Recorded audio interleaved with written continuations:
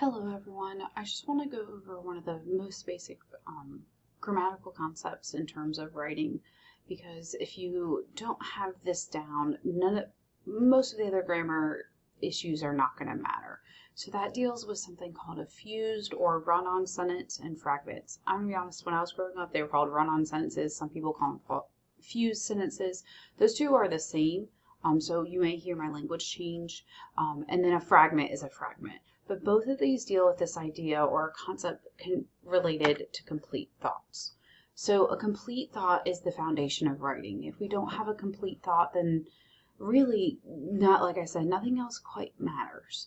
And when I say foundation of writing, please note that I also mean it's just the foundation of communication. A complete thought is necessary if writing or speaking, doing any form of a word-based communication, we have to have a complete thought. So a complete thought takes two parts. There's only two things you have to remember, either the who or what, more formally called a noun or a pronoun, and then an action or state of being, so a verb. So someone or something does something or is something. So the cat ran. That is a complete thought. Who or what? Cat. What did the cat do or how are they? It ran.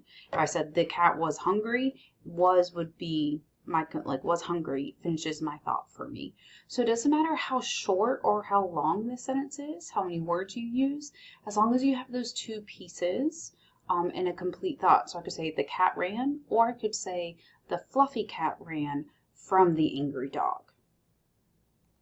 Now, there are two issues that come with complete thoughts, and this is where, as writers, we stumble the most. Even in speaking, when it's a casual conversation, it can be okay to have these issues.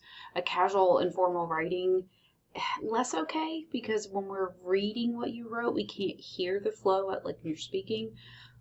But in academic writing, these are two issues we have to avoid, or else we're not clear, which means we're not achieving our goals for the text we're doing. So a fragment is an incomplete thought. It means it's missing something. So I'm either missing the noun or the verb, the who or what they did, how they felt, what their state of being was. So an example of this could be ran from the angry dog, Johnny, a close friend of mine from school. Both of those are fragments. As I'm saying those, you probably could feel how there wasn't a complete thought there. However, when we're drafting, a lot of times we don't realize we are not sharing our complete thoughts. And so then later when someone else comes behind you, they may be like, here's a fragment, or I don't really understand what you mean here. In a conversation, we can ask questions, but in a writing, we can't. So how do we fix that in our writing? Great question. Glad you asked.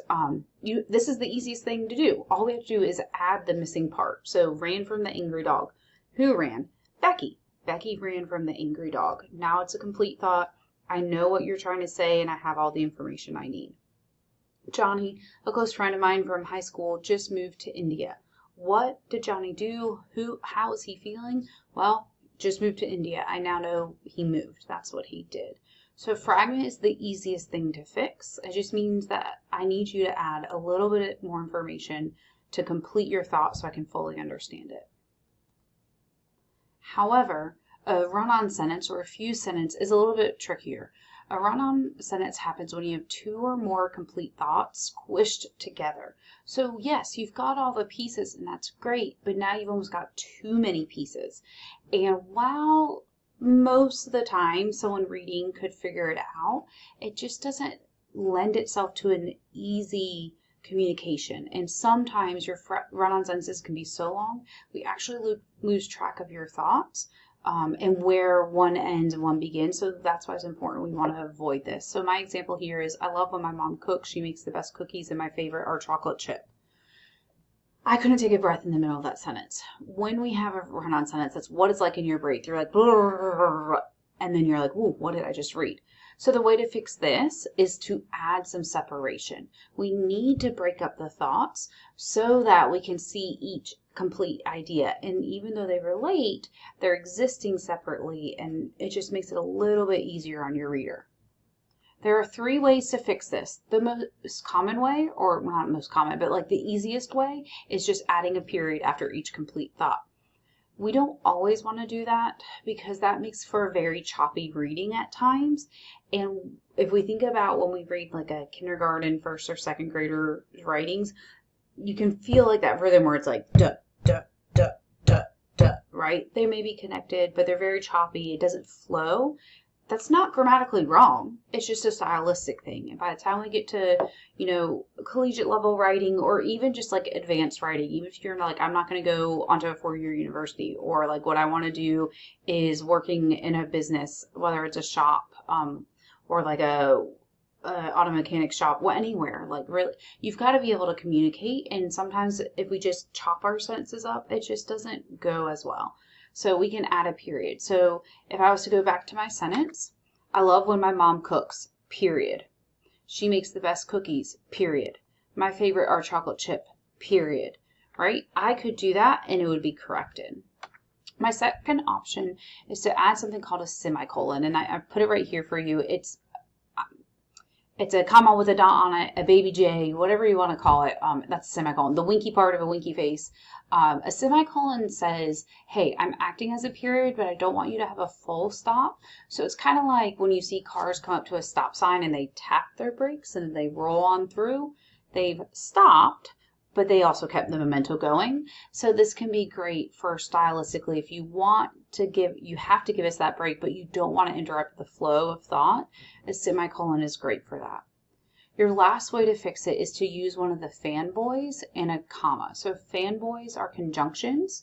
If you listen to Schoolhouse Rock, conjunction, junction, what's your function, hooking up words, phrases, and clauses, maybe, ideas.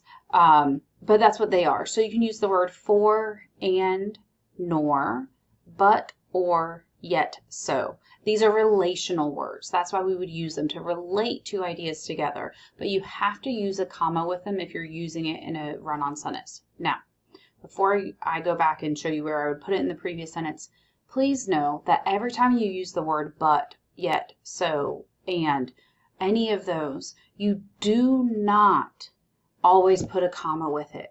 It depends on what you're doing in the sentence. These words can do different things, but when we're talking about a run-on sentence and we need to break up two complete thoughts, you have to have a comma, okay? So it's not all the time. It's only required 100% of the time when we're breaking up a run-on sentence, but we'll talk about commas another day. So in this sentence, I love when my mom cooks. She makes the best cookies and my favorite are chocolate chip.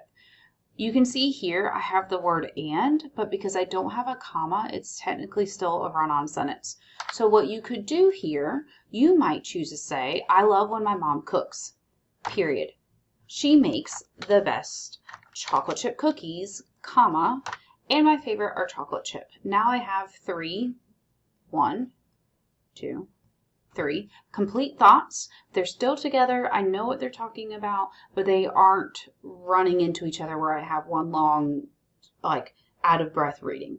You could have put a semicolon here. I love when my mom cooks. She makes the best cookies, comma, and my favorite are chocolate chip. You could have gotten rid of the word and, period. See what I mean? Like, the possibilities here are endless on how you want to fix them because you have 3 ways to do it. It just comes down to style and what you think is best. But as long as you break up these run-on sentences into one of the grammatically correct options that I've given you here, then you're all set.